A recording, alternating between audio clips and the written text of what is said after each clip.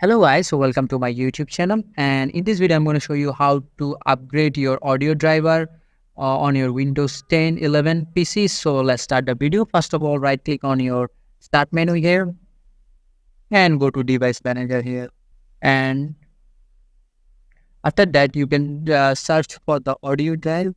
Page audio input and output drive, expand it and right click it on the driver and select search automatically for the drivers. It will automatically search the updated driver and, and install it for you. If you don't want to install it like this, just click the browse my computer for drivers and select this. And here you can see two drivers. You can select any of them and select next, and then select next. Your driver will be updated manually.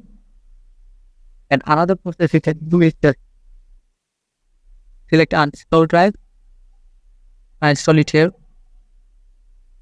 And after that, just select and select scan for. And as you can see, my audio driver is automatically installed and it will be the updated version. So this is the video, and I hope this is helpful. I will see you guys in the next video.